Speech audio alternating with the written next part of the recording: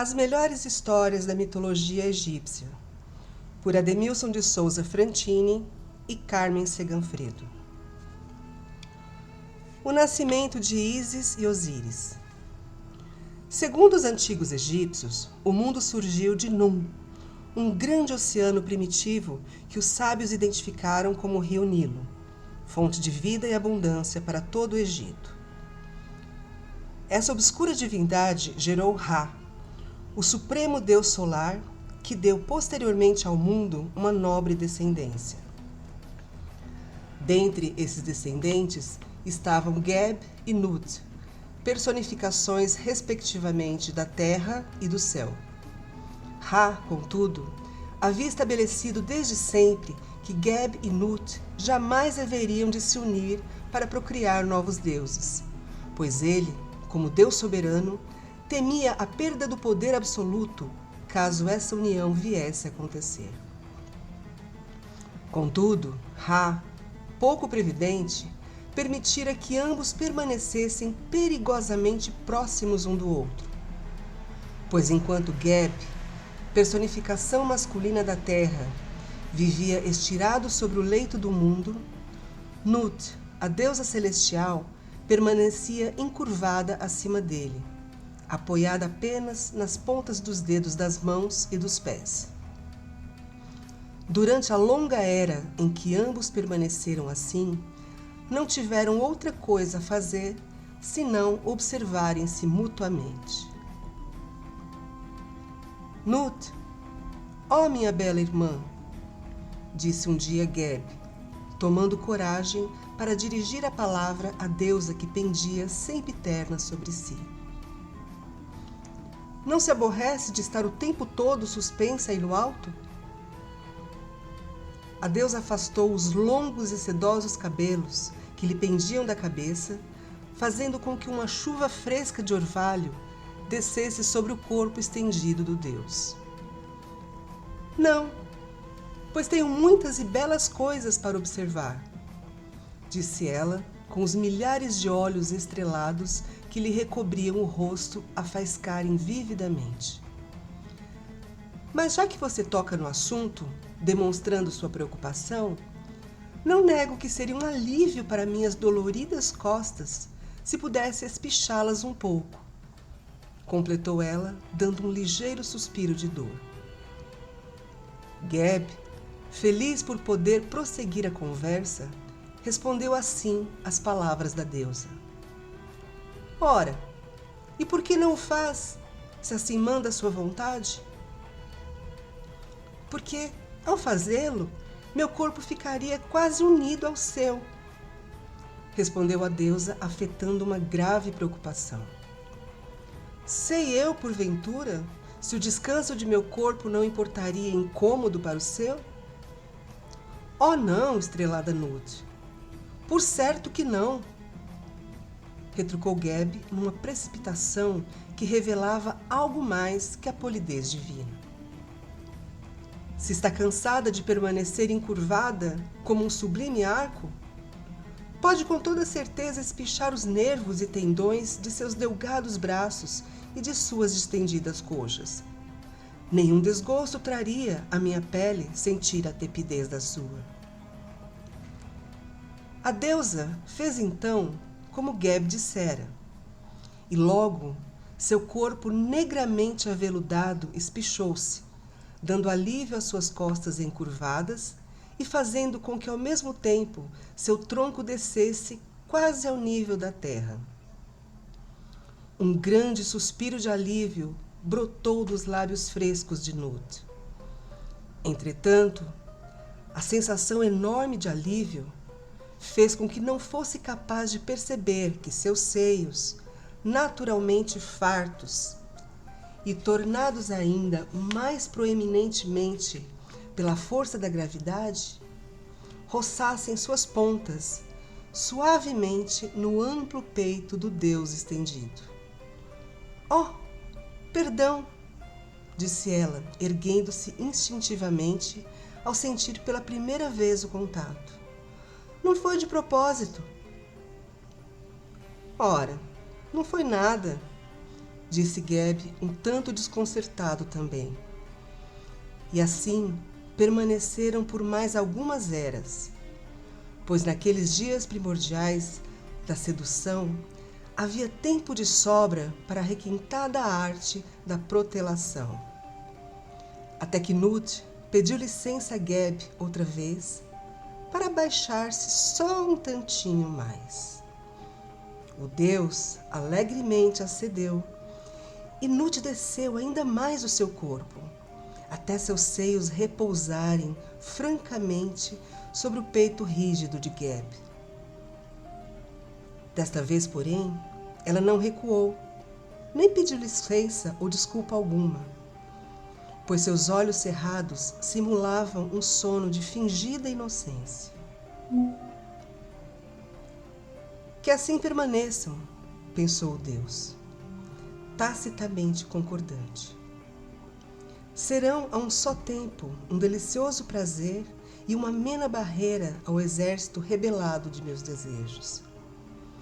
Porém, ao sentir o coração da deusa bater de encontro ao seu, percebeu que o escudo macio que os separava se convertera em estímulo, sendo agora um motivo a mais para que se completasse a rebelião nas hostes de seus desejos. Solidamente arregimentados e de lanças avidamente enristadas, Nut foi despertada de seu fingido sono ao sentir que havia agora um segundo ponto de contato entre ambos, e que não era dela, certamente, quem o patrocinava, já que seu corpo não havia descido 1 milímetro de encontro à terra. Num gesto que nem mesmo Bastet, a deusa felina, poderia ter igualado, ela saltou para o alto como uma perfeita gata, indo cair de 4 novamente acima de Geb, com o ventre contraído ao máximo. Ora, que atrevido! Exclamou a deusa dos céus, tão rubra que os pássaros começaram a cantar, imaginando que já era o dia que surgia. Geb não conseguiu reter uma gostosa gargalhada, que deixou a deusa desconcertada, a ponto de não saber como reagir. Mas o riso dele era, afinal, tão puro e despido de malícia, que ela, despindo também suas fingidas suscetibilidades, resolveu soltar livremente as rédeas de seu soberano instinto.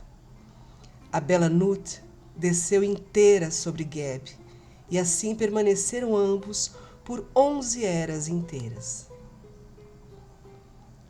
A união de Geb e Nut não passou despercebida, e logo um mensageiro foi levar a Ra a funesta nova, mesmo sabendo que lhe provocaria terrível ira. Malditos traidores!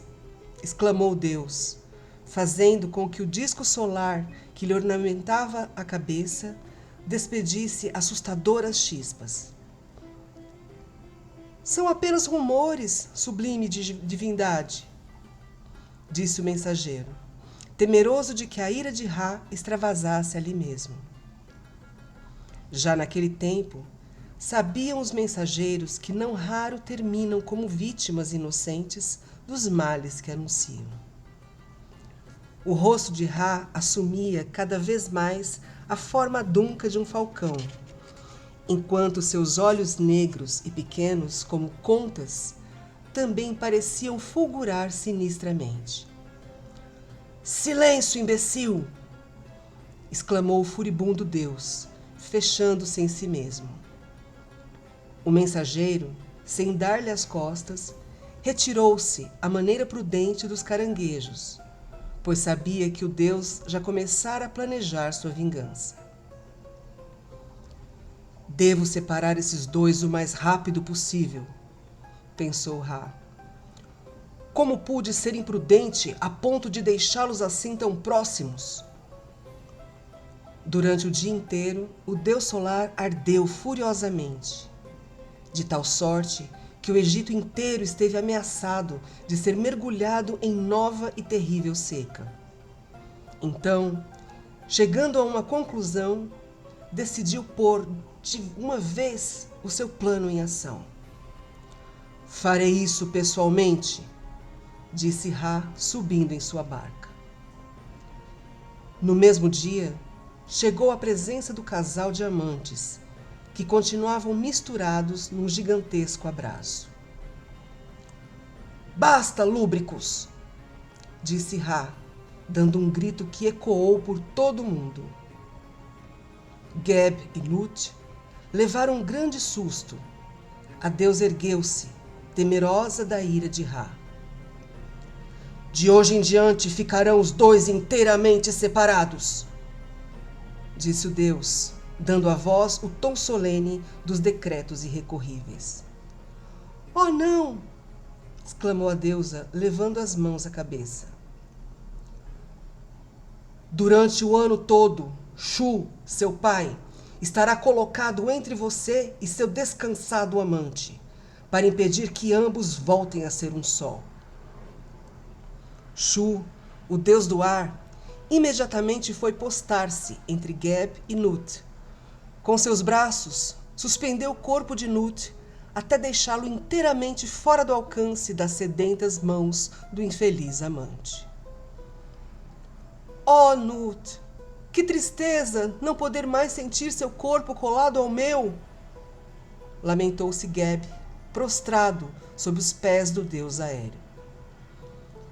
Ra ordenou aos remadores de sua luminosa barca que se mexessem, pois já havia aproximada a hora dele mergulhar de novo no misterioso Amanti, o reino das trevas, no qual ingressava ao final de cada dia.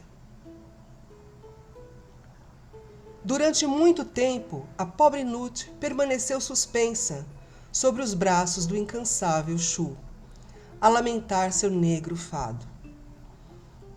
Suas lágrimas desciam noite e dia, até provocar uma verdadeira inundação sobre o corpo de Geb. Perdoe, meu amado, dizia ela com a cabeça inclinada, o olhar tristemente para o Deus. Mas não posso conter minha tristeza. Shu, o deus do ar, permanecia impassível, a manter a deusa suspensa sob suas mãos. Melhor faria se pensasse em outra coisa, disse-lhe enfim o deus aéreo.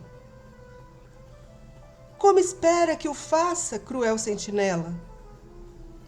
Disse a chorosa deusa.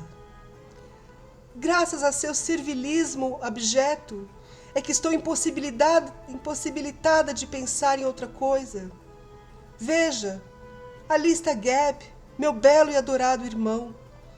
Se pudesse outra vez estreitá-lo em meus braços, já não precisaria mais pensar em outra coisa. Basta, insensata! Exclamou Shu, com um grande sopro. Bem sabe que aqui estou para impedir a consumação de seus amores proibidos. De repente, porém, Nut lembrou das palavras do poderoso Ra. Durante o ano inteiro, Shu estará vigiando-a. Somente então deu-se conta de que não sabia o significado da palavra ano. Quis perguntar a Shu, mas achou melhor buscar a resposta em outro lugar. Está bem, meu pai, acato suas palavras, disse a deusa, parecendo subitamente conformada. Permita apenas que eu faça uma visita a Thoth, o mais sábio dos deuses, para que ele termine de suavizar as minhas penas. O deus do ar, após vacilar um pouco, terminou concordando. Desde, é claro, que esse tratante permaneça aos meus pés, acrescentou com frieza, referindo-se ao pobre Geb. Nut aceitou e partiu no mesmo dia para uma visita a Thoth. Assim que chegou à presença do deus da grande cabeça de Ibis, A deusa prosternou-se. Sábio Thoth, permita que desfrute um pouco de sua proveitosa companhia. O deus estava sentado de pernas cruzadas sobre uma esteira trançada com fios de ouro. De cabeça baixa, estava todo entregue à tarefa de redigir num papiro os seus intrincados hieróglifos. Apesar de ter feito um vago sinal de assentimento para que a visitante se aproximasse, continuou tão absorto em sua tarefa que seu compridíssimo bico negro quase encostava no papiro estendido em seus joelhos. Por que não usa, em vez do caniço afiado, a ponta adunca de seu longo bico para redigir os hieróglifos? Disse Nut, tentando dar um tom descontraído à visita. Thoth, porém, ignorou solenemente o gracejo. Na grande sala, escutava-se apenas o risque-risque intermitente do caniço a raspar sobre o papiro desenrolado. Estaria o deus engendrando alguma nova invenção? Depois de ter inventado a escrita, a álgebra, a geometria e a astronomia, o que mais seu cérebro fecundo estaria prestes a parir? O que está inventando agora? Perguntou a deusa do céu. Depois de um longo silêncio, Thoth ergueu a cabeça e disse: Estou terminando o calendário. Calendário? O que é isso? Uma inédita maneira de se medir o tempo, disse o deus, tornando-se finalmente receptivo. Com este sistema, poderei ultrapassar o antiquado método de se contabilizar o tempo por meio da mera alternância do dia e da noite. Não haverão, então, mais dias e noites? Indagou Nut, algo confusa. Claro que sim, disse Thoth com um sorriso indulgente. Apenas o tempo deixará de ser contado de maneira tão simplória. Nut deu um sorriso respeitoso, embora no seu íntimo não entendesse que necessidade havia de se complicar o velho método. Um sistema tão simples e perfeito?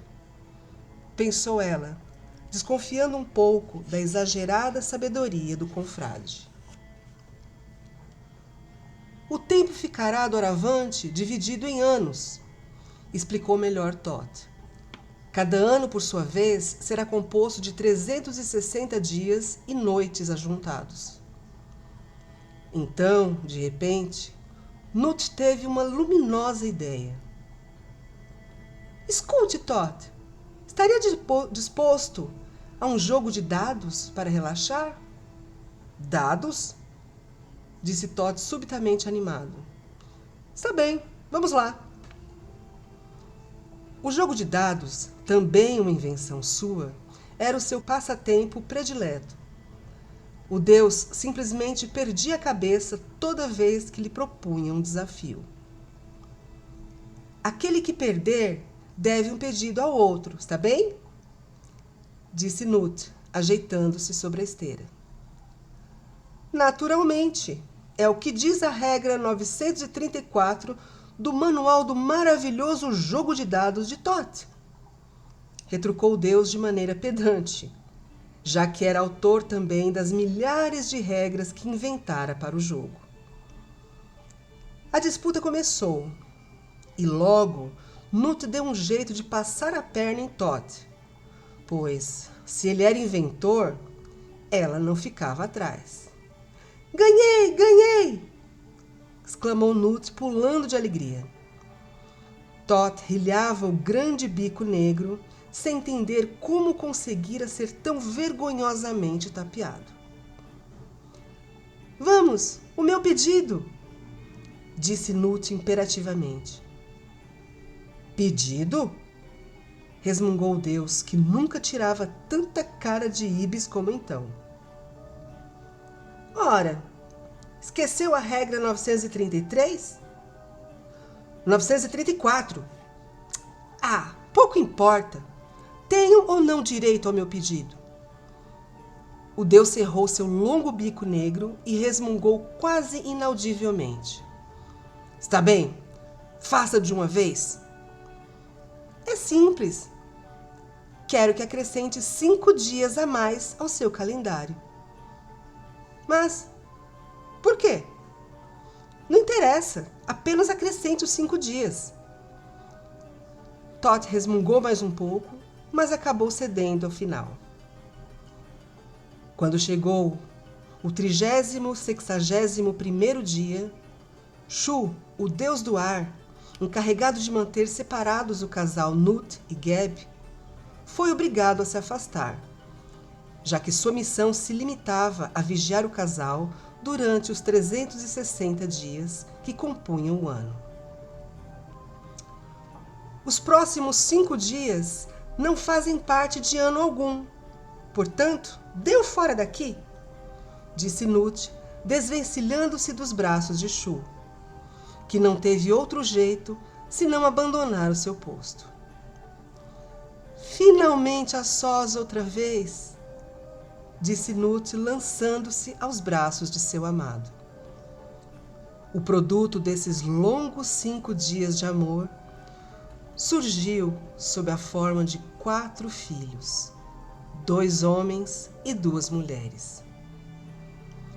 Osíris, o primogênito, era alto e tinha a pele escura, de resto como a de todos os egípcios. Dizem que no instante de seu nascimento, uma grande voz ressoou no templo de Tot, em Tebas, profetizando seu futuro glorioso, embora também um grande infortúnio. Set, o deus ruivo que nasceu logo após Osíris, seria a causa de sua desgraça. A bela Ísis e a pouco expressiva Néftis vieram logo depois.